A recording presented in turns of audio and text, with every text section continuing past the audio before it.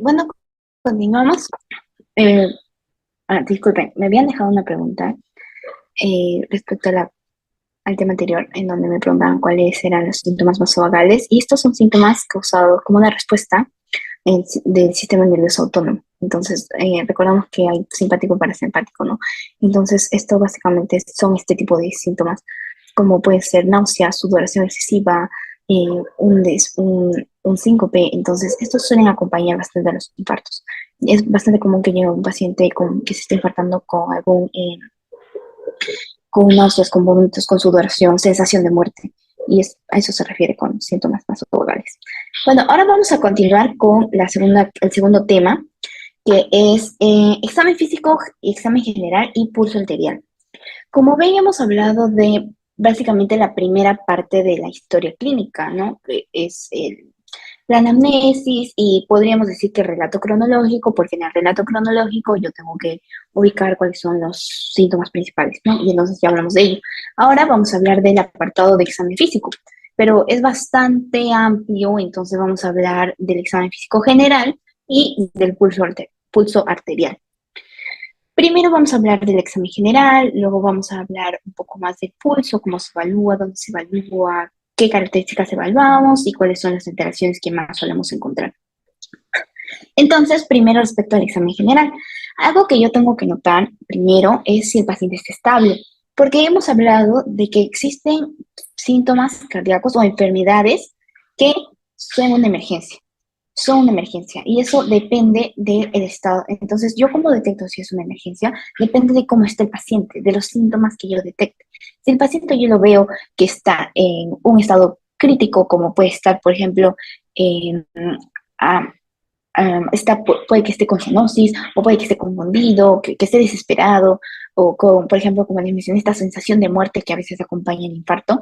En ese momento no le voy a hacer un examen físico súper detallado, no tengo que actuar más que nada. Entonces, dependiendo de cómo vea el paciente así a primera vista, yo voy a realizar el procedimiento. Entonces, si el paciente está estable, yo ahí recién puedo realizar un examen físico completo y detallado.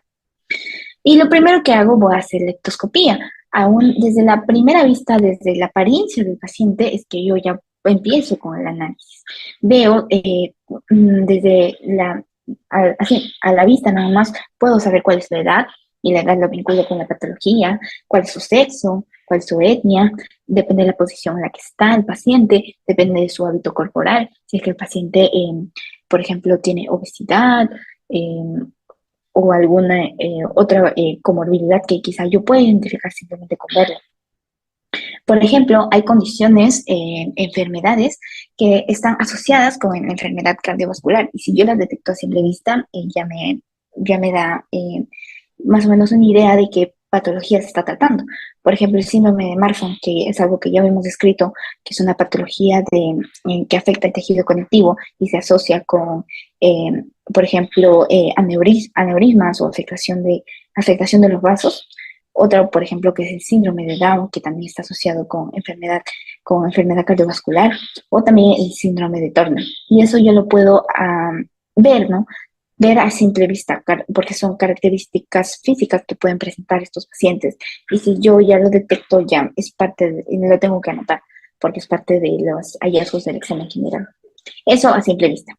Pero ahora vamos a pasar acerca del examen superficial, ¿no? Es lo que yo observo en la piel, manos, rostro, etcétera. Primero en las manos. Las manos nos pueden dar ideas de patologías. Y, por ejemplo, en las manos, ¿yo qué evalúo? Lo que debería evaluar es la temperatura de las manos, que normalmente deberían estar secas y deberían estar tibias, o bueno, a una temperatura ambiental, la temperatura en el ambiente. Otra cosa que puedo evaluar es el tiempo de llenado capilar, el cual pues lo evalúo como se muestra en la imagen, y esto tiene que ser 2 segundos o menos. Eso es el hallazgo que yo encontraría en una persona normal. Pero, ¿qué pasa si es que yo examino al paciente simplemente tocando sus manos o tocando, bueno, su piel, y noto que está frío y tiene un llenado capilar mayor a 2 segundos? Esto ya me está indicando de que hay alteraciones. Puede ser de causa aguda como de causa crónica. Por ejemplo, un shock. un shock hipovolémico que se puede dar debido a la pérdida de sangre, causaría que el paciente tenga las manos súper frías y que no haya un llenado capilar adecuado. O, por ejemplo, de una causa crónica, que es, por ejemplo, la estenosis aórtica o la estenosis mitral, puesto porque estas son las válvulas del corazón, ¿no? Que una estenosis es cuando estas válvulas, como por alguna razón, el flujo sanguíneo a través de ellas, para que pase, llega a ser un poco más difícil.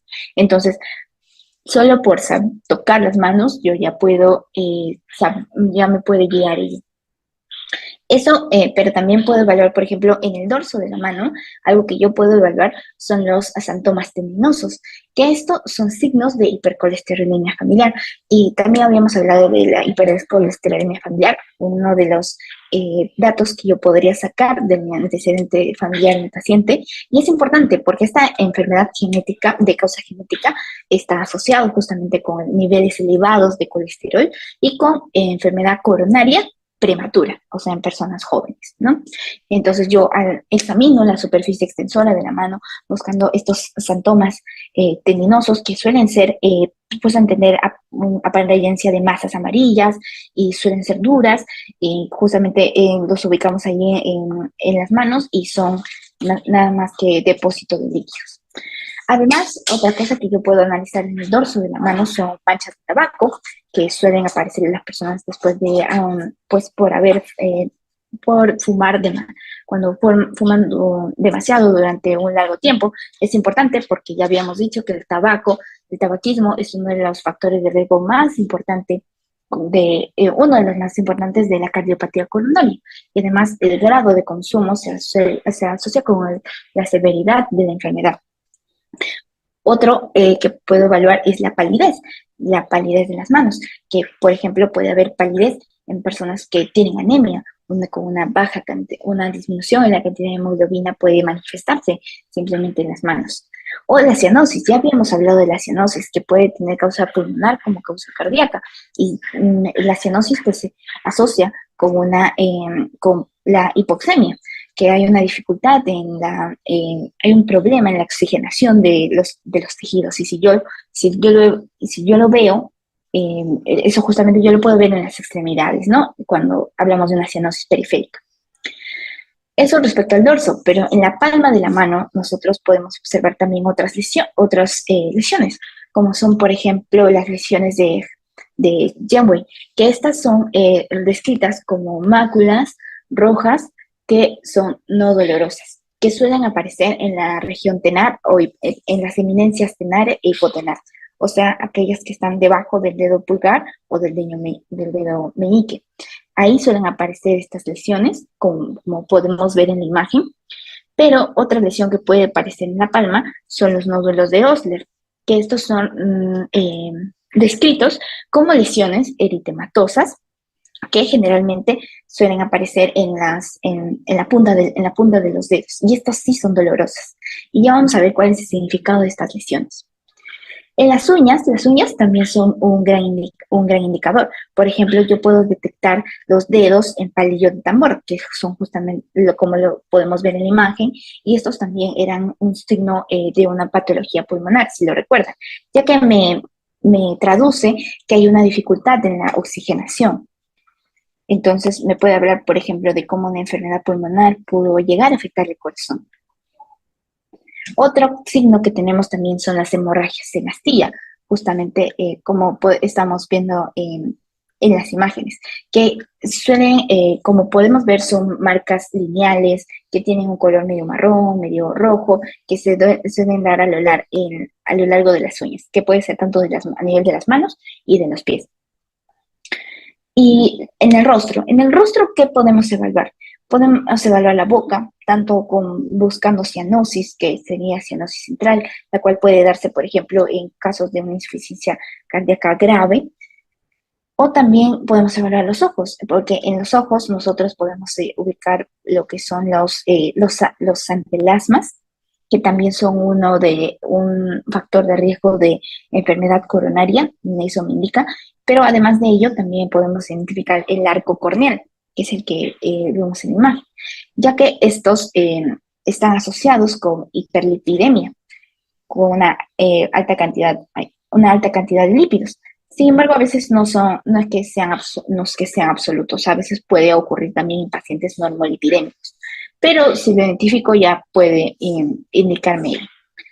Luego, aquí hay que tener una especial atención con las lesiones de Janeway y los nódulos de Osler y las hemorragias en astilla, porque estos están relacionados con endocarditis infecciosa. Si es que yo los veo o veo una historia, ¿no? Algún caso clínico que es que un paciente presenta estas lesiones a nivel de la mano o a nivel de las uñas, ya me indicaría que por una probable causa sea la endocarditis infecciosa. Son signos de ello. Ahora vamos a hablar acerca del pulso arterial. Primero vamos a definirlo. ¿Qué es el pulso arterial? El pulso arterial refleja la onda de presión que es generada por la eyección de sangre desde el ventrículo izquierdo. Y bueno, esto lo sabemos, ¿no? Porque durante el ciclo cardíaco tenemos la sístole y la diástole, y en la sístole es donde se expulsa la sangre del ventrículo izquierdo hacia todo el cuerpo. Y entonces es un ciclo, no son pulsaciones. Y el pulso justamente refleja esta actividad del corazón, porque el corazón impulsa sangre durante la sístole y descansa durante la diástole. Impulsa sangre, descansa. Impulsa sangre y descansa. Y entonces en el pulso coincide con el ciclo cardíaco. Y es por ello que cuando lo palpamos, pues debería estar sincronizado. Bueno, esa es básicamente la definición. Es un reflejo de ello. ¿Cómo evaluamos el pulso? Bueno, las recomendaciones, según he visto, algunos recomiendan medirlo con 2 dedos, o algunos recomiendan medirlo con 3 dedos, ya sea el segundo dedo y el tercer dedo, o con 3 dedos, el segundo, el tercer y el cuarto dedo, como están indicados en la imagen. Y esto se evalúa mediante palpación, palpando los pulsos arteriales en diversas localizaciones que ya vamos a ver a continuación. Sin embargo, lo que sí no se recomienda es palpar el pulso arterial con el dedo pulgar, porque en este también podemos sentir el pulso. Entonces si tú palpas el pulso con el dedo pulgar, puede que se confunda, ¿no? Y entonces no puedes evaluar el pulso de forma correcta. Luego, también otra herramienta que podríamos usar es el cronómetro, ya que necesitamos medir la frecuencia, que ya lo veremos más adelante, del pulso arterial. Pero esto también lo podemos medir con oxímetro, porque en el oxímetro también te sale el valor del pulso de la frecuencia cardíaca. Entonces podemos usar cualquiera de estos dos instrumentos para medir el pulso. Ahora vamos con dónde evaluar el pulso. Esto es importante porque de por sí nosotros para evaluar el pulso tenemos que palpar las arterias, y generalmente lo que se recomienda es que se palpen aquellas arterias que están cerca de la superficie corporal, ¿no? De la superficie, o aquellas que se encuentran sobre los huesos. Y para eso tenemos múltiples opciones: el carotidio, el braquial, el radial, el femoral, el popliteo, dorsal, el tibial posterior, etc. Sin embargo, acá yo he puesto aquellos que quizás son un poco más importantes, porque dependiendo de la zona, yo puedo evaluar características del pulso. Entonces, por ejemplo, si yo evalúo el pulso a nivel arterial, acá puedo evaluar las características de ritmo y las características de frecuencia, de las cuales ya hablaremos más adelante. O si yo evalúo el pulso a nivel braquial, puedo evaluar el volumen y el carácter del pulso. Y otra zona en donde se evalúa el pulso es el pulso carotidio, que esto es muy importante. Este también es una zona que hay que darle importancia, porque son los pulsos que son más fácilmente accesibles, ¿no? Y que son los más cercanos a la fuente cardíaca. Entonces, al evaluar el pulso en esta zona, hace que sea bastante útil evaluar la función cardíaca. Sin embargo, acá hay que tener cuidado, porque si nosotros apretamos muy fuerte el pulso carotidio, puede esto desencadenar el reflejo vagal. Y además también hay que tener cuidado con que apretemos o palpemos el pulso carotidio en ambas arterias. La recomendación es que nunca palpemos ambas arterias carótidas juntas, porque eso podría disminuir la perfusión a nivel cerebral.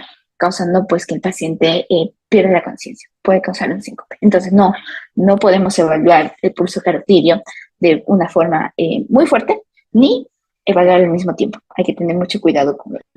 Y además, a nivel carotidio, nosotros también podemos evaluar, por ejemplo, con el estetoscopio. Si acercamos el estetoscopio y escuchamos este nivel, podemos ver si hay soplos. Y si hay soplos, esto me indicaría que puede que esta arteria se esté obstruyendo. Y la obstrucción podría ser, pues, por ejemplo, por aterosclerosis. Y finalmente tenemos el pulso apical. El pulso apical es el que básicamente es el pulso del mismo corazón, del ápice cardíaco. Este se localiza a nivel de la línea medioclavicular, la mitad de la clavícula, junto con la del cuarto espacio intercostal. Ahí es donde se pone el estetoscopio y yo puedo, pues, contar los latidos. Los cuento y yo puedo tener la frecuencia cardíaca. Y esto es importante porque entonces yo puedo contar la frecuencia a nivel tanto periférico, por ejemplo, a nivel radial, como también puedo contar la frecuencia a nivel apical. Entonces tendrían dos números que de por sí no deberían variar. Una frecuencia cardíaca central, que es la que yo saco a nivel apical, o una frecuencia cardíaca radial, que es la que una frecuencia cardíaca periférica, que es la que yo saco a nivel radial. O sea, en ambos lugares yo puedo contar la frecuencia cardíaca, a nivel central o a nivel periférico. Y es importante hacerlo porque hay patologías en donde estos dos son diferentes. Vamos a verlo más adelante. Luego, vamos a ir acerca de qué evaluar del pulso arterial, porque tú palpas el pulso arterial, lo has hecho miles de veces, y tú lo sientes, ¿verdad? Pero no es solo sentirlo, es evaluar todas sus características. Y para eso vamos a usar una memotecnia. De por sí son varias características del pulso arterial. Podemos usar la memotecnia que es AFRITAPS, que nos recuerda un poco a las papas fritas, entonces ya por eso puse ese icono para recordar cuáles son todas las características que tenemos que evaluar. Primero, la anatomía. De por sí, cuando tú palpas el pulso arterial, tú sientes la arteria y tú sientes que es lisa, es blanda, y no llegas a identificar los bordes, no llegas a identificar pues todo el final de la arteria. Eso es lo normal, eso es lo que pasa en cualquier persona sana. Pero ¿qué pasa si es que yo llego a identificar los bordes de la arteria? Llego a identificar ello? Esto ya me traduciría a patologías, como son, por ejemplo, la aterosclerosis, que ya me indicaría, puedo detectar este borde, probablemente porque hay una placa obstruyendo. O también esto puede ser bastante común en personas mayores, que de por sí hay un engrosamiento, un endurecimiento de las arterias en los adultos mayores, entonces puede que este sea un hallazgo normal, ya en personas mayores de 70 años. Luego la frecuencia, que es uno de los más típicos. Como ya te mencioné, lo puedes medir tanto palpando el pulso arterial radial y lo cuentas. Palpas el pulso arterial y lo cuentas durante un minuto, o puedes hacerlo auscultando el pulso apical, también contando un minuto o 30 segundos por 2, o usando un oxímetro. Pero es importante diferenciar el central del periférico. Entonces, la frecuencia se da debido a las descargas del nódulo sinusal, el nódulo sinusal que manda la actividad eléctrica al corazón, y en base a ello es que se dan un cierto número de pulsaciones por minuto. Los valores normales en los adultos son de 60 a 100. Sin embargo, en los niños y ya en los neonatos, este valor suele ser mucho más alto. En los niños va de 80 a 120 y en los neonatos de 100 a 150. Aunque en los neonatos también puede que aumente más si están llorando o disminuye si están durmiendo, por ejemplo. Y también estamos mencionando y hablando de la frecuencia central y la frecuencia periférica. Y esto es importante porque existe una anomalía llamada déficit de pulso, que es cuando la frecuencia de pulso es mayor que la frecuencia cardíaca. La frecuencia de pulso es aquella que medimos a nivel periférico, mientras la frecuencia cardíaca es aquel que medimos a nivel central, en el pulso apical. Cuando existe una gran diferencia entre ellos, esto me está indicando que el corazón no está yendo, a nivel periférico, no están yendo a la misma sincronía que en el corazón, que es como debería ir normalmente. Y entonces esto se da, por ejemplo, en patologías como la fibrilación auricular, que es una arritmia. que me indica, ¿no? Que el corazón no está el corazón no está sincronizando con el resto o con el resto de bases del cuerpo. Seguimos hablando de la frecuencia. Acá tenemos alteraciones. Como te mencioné, la frecuencia puede disminuir, así como puede aumentar. Cuando disminuye la frecuencia, o en un adulto, cuando hayamos valores menores de 60 pulsaciones por minuto, puede ser esto por distintas causas. Por ejemplo, una causa relacionada con un ritmo sinusal, o sea que no hay alteraciones en el ritmo, o cuando sí hay alteraciones en el ritmo, y hablamos de una arritmia. Por ejemplo, en el ritmo sinusal puede ser debido al sueño. Cuando uno duerme, eh, disminuye la frecuencia. O en los atletas, que suelen tener una frecuencia disminuida. O cuando se utilizan medicamentos como beta-bloqueadores. O también en patologías como el hipotiroidismo. En estas hay una disminución de la frecuencia, sin embargo, a nivel del ritmo, el corazón está afectado. En cambio, sí hay patologías o arritmias que están relacionadas con bradicardia, como el síndrome del ciano enfermo o un bloqueo cardíaco. Y luego la taquicardia, que hablamos cuando hay una cantidad de pulsaciones por minuto mayor a 100. Puede ser también en una situación de ritmo sinusal, por ejemplo, al hacer ejercicio, al tener fiebre o cuando tenemos dolor o cuando tomamos infusiones, aumenta nuestra frecuencia cardíaca. Pero también puede aumentar en personas hipertiroideas. Pero también puede suceder en casos de arritmia, ¿no? Cuando ya hay un trastorno del ritmo, y eso puede ser en caso de una fibrilación auricular o una taquicardia ventricular, donde de por sí ya está aumentada la frecuencia. Entonces, eso respecto a ello. Luego vamos a evaluar la regularidad del pulso arterial. La regularidad es básicamente, hablamos de ello cuando queremos describir que las pausas diastólicas son iguales. Y entonces, ¿qué pasa en un pulso irregular? En este caso, el intervalo entre estas pausas diastólicas va a ser variable. ¿Y esto por qué se da? Bueno, acá aparece un cuadrito, debería aparecer esto, diferente. Llenado lo que sucede es que hay un llenado diastólico diferente en cada contracción.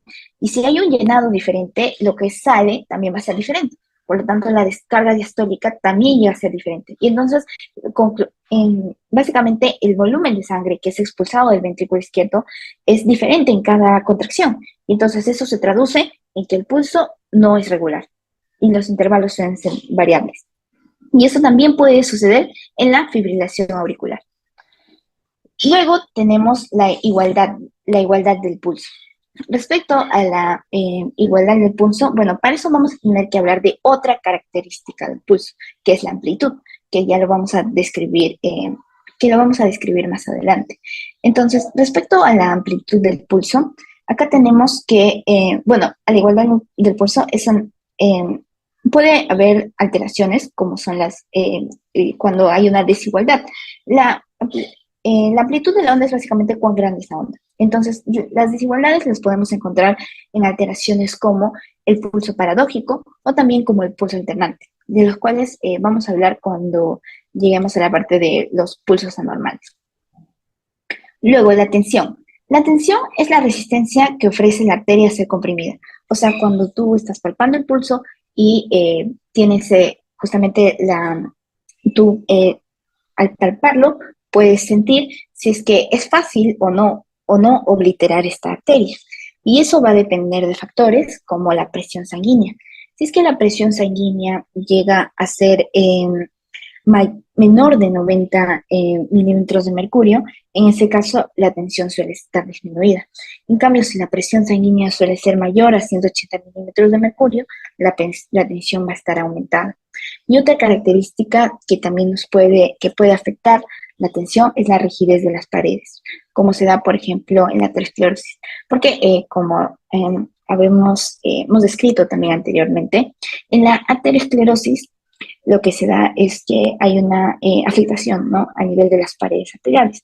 Entonces, si yo palpo una arteria, que puede ser cualquiera de las ya descritas, por ejemplo, a nivel de la carótida, a nivel braquial, o incluso otras zonas como es a nivel femoral, y veo que hay una mayor rigidez, hay una mayor resistencia, entonces eso me puede indicar que una de las causas es la aterosclerosis. pero ya por eso ya lo puedo comprobar posteriormente, por ejemplo, auscultando la zona y si encuentro algún soplo, ya eso me podría dar la idea. O también si es que ya luego posteriormente yo hago una ecografía que de plano ya me muestre la obstrucción. Luego tenemos la amplitud y el volumen, que es justamente de lo que estábamos hablando hace un rato, porque habíamos visto que la igualdad, cuando evaluamos la igualdad del pulso, evaluamos la amplitud de las ondas. Entonces, ¿qué es la amplitud? Es la amplitud, o también llamado volumen del pulso, es básicamente cuán altas llegan a ser las ondas del pulso. Y eso lo evaluamos también al palpar el pulso, ¿no? Porque a veces el pulso lo podemos sentir con una amplitud mayor o una amplitud menor, y eso lo tenemos que describir en el examen físico. Entonces, a veces esto depende, el volumen del pulso va a depender del volumen sistólico, porque al final, como habíamos mencionado, el pulso es justamente esta expresión de la eyección en la sístole. Entonces, si el volumen sistólico está aumentado, nuestro volumen o amplitud de pulso lo vamos a sentir aumentado. Es decir, cuando palpo el pulso se va a sentir un poco más fuerte. O si el volumen sistólico está disminuido, el volumen de pulso se va a sentir más disminuido. O sea, se va a sentir un poco más débil el pulso. Entonces, cuando yo hablo de un volumen sistólico, un volumen de pulso aumentado, esto se puede dar en situaciones fisiológicas como el ejercicio. Cuando uno hace más ejercicio, requiere un mayor volumen sistólico y eso aumenta la amplitud del pulso. Pero también puede ser en otras situaciones patológicas, como es la anemia. Luego tenemos también en caso de una disminución del volumen de pulso, puede ser debido a una insuficiencia cardíaca grave o una hipovolemia. La hipovolemia que se da pues cuando hay una pérdida de sangre, por ejemplo, y entonces si no hay de por sí una adecuada, no hay una cantidad de sangre adecuada, no voy a sentir la amplitud, no la voy a sentir como normalmente, ¿no? La amplitud va a estar disminuida. Incluso puede haber situaciones en donde no se pueda palpar la arteria. Y eso, por ejemplo, es característico de un tipo de pulso que se llama el pulso filiforme. Que el pulso filiforme es este pulso que es rápido y tiene una amplitud disminuida y que a veces en ocasiones también no se puede palpar. Y eso suele dar en situaciones de hipovolemia o shock. Y ¿cómo es que yo puedo describir entonces la amplitud del pulso? Esto se puede describir en una escala del 0 al 4. Si yo palpo ya sea el pulso radial y veo que está ausente o es no palpable, lo describiría con un 0. En cambio, si veo que está disminuido, es apenas palpable, lo describo con un 1. O si está dentro de lo normal, de lo promedio, ya sería con una amplitud de 2. Si lo noto lleno o aumentado, sería una amplitud de 3. Y si ya llega a ser saltante o aritmético, una amplitud de 4. Entonces ya de esa manera yo podría describir la amplitud del pulso. Continuamos y ahora vamos a hablar de la forma y el carácter del pulso. Y esto es básicamente la forma de la onda. Aquí habíamos hablado básicamente del tamaño de la onda, pero acá hablamos de la forma que tiene la onda. Y de por sí, para eso podemos describir cómo es que la onda se encuentra normalmente. La onda, en el caso del pulso normal, es una onda que, como podemos ver aquí, suele tener un pico que es descrito como suave y redondo. Y además del pico también tiene esta característica de acá, que es una incisura dícrota, que indica el inicio de la diástole. Ese es normalmente como es la forma de la onda en el pulso arterial. Sin embargo, pueden haber alteraciones y eso también lo vamos a ver en las alteraciones del pulso. Entonces, hasta ahora hemos estado hablando del carácter del pulso, o carácter o forma, y de la amplitud y del volumen. Sin embargo, estas características del pulso son bastante subjetivas, porque todo esto se describe simplemente palpando el pulso. Entonces, depende bastante del evaluador entonces varía bastante según quién lo evalúe. Por lo tanto, justamente por ello son descritas como características subjetivas. Finalmente, vamos a hablar de la simetría del pulso, porque lo que el pulso se debería de evaluar en ambas extremidades, o por ejemplo, tanto en el lado radial derecho como en el lado radial izquierdo. Entonces, si yo detecto primero, por ejemplo, toco un pulso del lado derecho y veo que el del lado izquierdo está disminuido o es mucho más rápido o incluso no lo puedo palpar, ya me indica que hay un pulso asimétrico. Y es importante evaluar ello porque son indicadores de patologías. Si hay un pulso asimétrico, eso pues es un indicador de que las pulsaciones no están idénticas. Y ya puede ser porque de por sí, por ejemplo, una pulsación está más retrasada que otra, sientes que no van al mismo tiempo, o porque la pulsación de plano está ausente. Entonces, dependiendo de cuál encuentres y también de otros síntomas que puede presentar el paciente, puede tratarse de una enfermedad arterial central o periférica. Por ejemplo, a nivel periférico, si es que hay una obstrucción, a nivel de algunas de las arterias, y entonces yo puedo notar la diferencia, palpando, por ejemplo, a nivel femoral. Y aquí también lo podemos ver, ¿no? Tengo que verificar la simetría a nivel femoral, a nivel carotidio, y eso me podría, claro, a nivel carotidio no al mismo tiempo, y eso me podría dar la idea de si, por ejemplo, puede haber una obstrucción. Y si yo ya tengo la idea de que hay una obstrucción, yo podría pasar al siguiente paso, que es la auscultación de esta zona, porque ello me daría también, en la auscultación yo podría detectar, pues, por ejemplo, un soplo, que ya también me daría la idea de que se trata de una obstrucción en esta zona. Bueno, ahora pasaremos a hablar de los pulsos anormales. De por sí hay una gran lista de pulsos anormales y estos tienen diferentes y múltiples causas. Y entonces, para hablar de ello, también vamos a repetir lo que son algunas características del pulso, que en este caso van a estar alteradas. Dentro de ellas, por ejemplo, tenemos aquí el pulso alternante. Respecto al pulso alternante, este se describe como que existe una variación en la amplitud. Y esto justamente lo podemos observar, porque acá tenemos dos tipos de onda. Una onda más grande y una onda más pequeña. Y justamente la amplitud medía la altura de la onda. Y en este caso vemos que se alterna, como dice el nombre, entre un pulso fuerte y un pulso débil. Pulso fuerte, pulso débil, pulso fuerte, pulso débil. Entonces hay una alternación entre ambos pulsos que, sin embargo, a pesar de que son diferentes, es regular. O sea, débil, fuerte, débil, fuerte, débil, fuerte, débil. A pesar de ser diferentes, sigue un ritmo regular. Y esto se suele dar, por ejemplo, cuando la causa por la que se desencadena es una insuficiencia ventricular izquierda o en general una insuficiencia cardíaca congestiva. Y esto es provocado por alteraciones en el volumen sistólico. Y es que de por sí habíamos visto que en la insuficiencia cardíaca pues el corazón no trabaja de forma adecuada, por lo tanto no puede bombear la sangre de forma adecuada y se da esta variación en amplitud.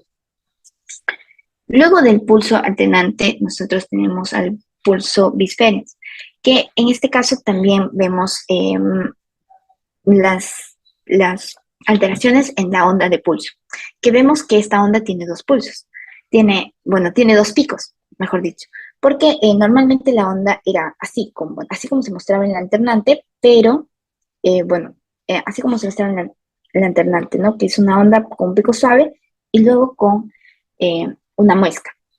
Entonces, en el pulso biferens lo que sucede es que tener dos picos y uno es un pulso rápido y uno corto y seguido de uno más lento y amplio, como lo podemos ver.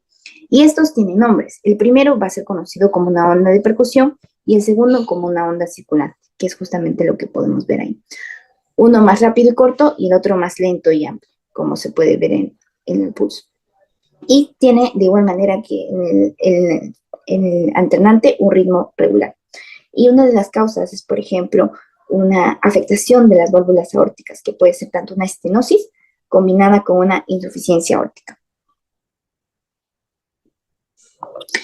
Luego tenemos al pulso bigémino, que el pulso bigémino es, en este caso, también es un pulso que vemos que se caracteriza por pulsaciones normales sumado a contracciones prematuras, que ya que existe una contracción prematura, vemos que existen pulsos de menor amplitud. Y en este caso se producen dos latidos del corazón que se dan una rápida sucesión y está seguido de un intervalo. Y esto es característico de un trastorno de ritmo, alguna arritmia, y justamente porque en arritmia puede haber una contracción prematura. Luego tenemos el pulso hipercinético, o también llamado el pulso grande y saltón, que justamente, como dice su nombre, es denominado saltón porque en este caso hay una alteración en la amplitud, y ya habíamos visto cómo describir la amplitud, que puede ser catalogada de 0 a 4. Y en este caso, la amplitud va a ser descrita de 3 a más. Y cuando hablamos de una amplitud de 3 a más, la amplitud está aumentada. Y justamente es lo que también podemos ver en la onda, ¿no? Que la onda es mucho más alta. Y entonces, como tiene esta característica también este pulso de de tener una amplitud mucho mayor, generalmente este pulso no se oblitera con facilidad. Y eso lo podemos verificar cuando midamos la tensión de la arteria, ¿no? Al palparla, tratamos de obliterarla y vemos que es difícil obliterar la arteria.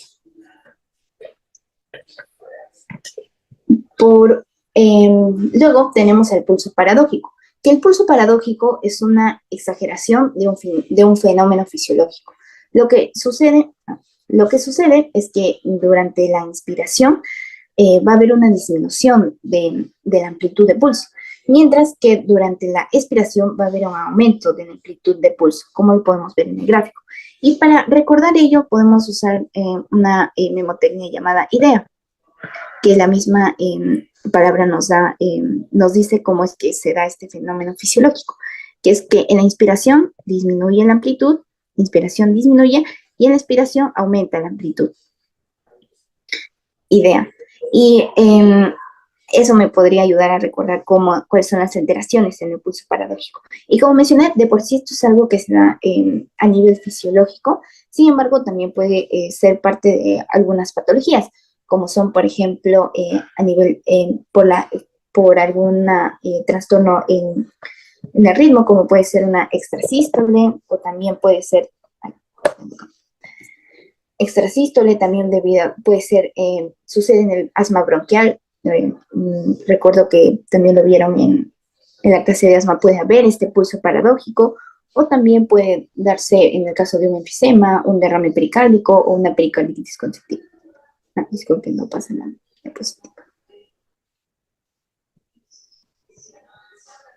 Ahí está. El pulso paradójico, disminución durante la expiración, aumento de la expiración, se puede recordar con la mnemotecnia IDEA. Y ahí están las causas, ¿no? Una de ellas es asma bronquial, que también se tocó la semana pasada.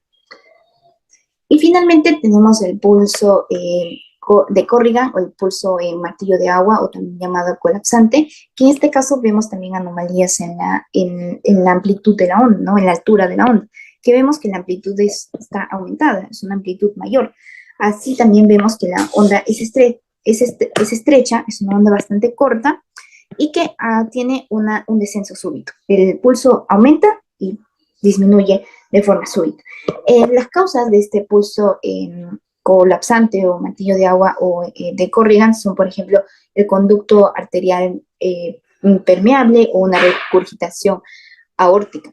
Y esto, para evaluar el pulso colapsante, nos ubicaríamos a nivel braquial, que lo vamos a ver acá. Nos ubicamos a nivel braquial y radial. Primero, pues habría que preguntar al paciente si es que siente algún dolor, ya que se necesita mover para evaluar justamente la presencia de este pulso colapsado. Y se palpa el pulso arterial y también luego se palpa el pulso braquial y se levanta rápidamente el brazo del paciente por encima de su cabeza y mediante la palpación pues, justamente se puede sentir el golpeteo, un impulso de golpeteo a medida que se vacía rápidamente. Y luego, pues, una retracción repentina. y es justamente el pulso de Corrigan, que como lo podemos ver tanto a nivel de la palpación como en el gráfico, se puede ver que es primero un primer impulso seguido de un descanso súbito, y eso también se puede detectar en la palpación. Eh, bueno, eso sería todo respecto a lo que corresponde a examen físico general y al pulso arterial. Y igual todo ello va a estar dentro de la explicación de cómo se realiza todo el examen físico. eh, Se va a continuar a lo largo de la semana el examen físico cardíaco, y también estará dentro del manual que va a estar disponible en su aula virtual, y se tocará también en los talleres, ¿no? Para tener una mayor idea de cómo es que se evalúa. Si tienen alguna pregunta, me, la pueden dejar en el chat. Ahí ya vemos.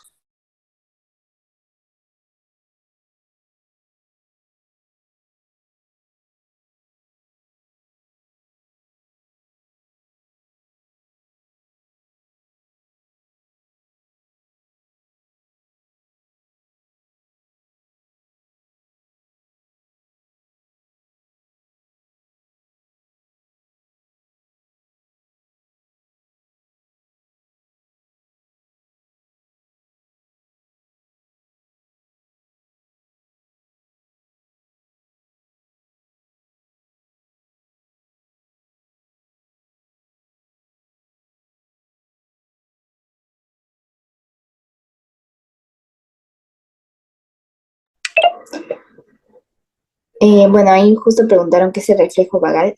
Bueno, el reflejo vagal es un reflejo como parte del nervio vago, es una respuesta del sistema nervioso autónomo, y lo que pasa es que lo habíamos escrito en la palpación de la arteria carótida, ¿verdad?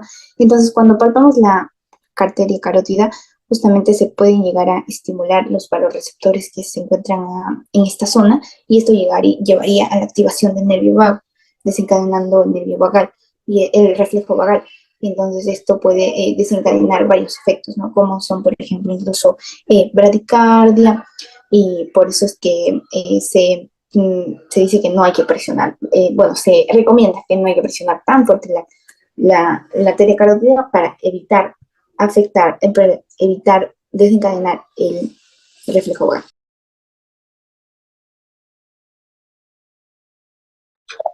Ok, me dicen cómo detectamos el fenómeno de Raynaud del examen físico. Eso es muy importante porque el fenómeno de Raynaud es una de las manifestaciones que puede ser de enfermedades como son, por ejemplo, autoinmunes, ¿no? El fenómeno renal en el examen físico quizá no lo podemos ver de plano, porque puede que al paciente no le pase justo cuando tú estás yendo. Entonces, en ese caso, tú le preguntarías al paciente si cuando toca agua fría ve que existe un cambio de color en las manos. Le preguntarías, ¿no? Cuando usted toca agua fría, sus manos cambian de color, se tornan de azul a rojo y luego blanco. Y si el paciente dice, sí, yo cuando toco agua fría, mis manos empiezan a cambiar de color, yo lo detectaría así, porque quizá en ese momento no le va a pasar, pero entonces yo puedo, preguntándole, ya puedo llegar a la respuesta.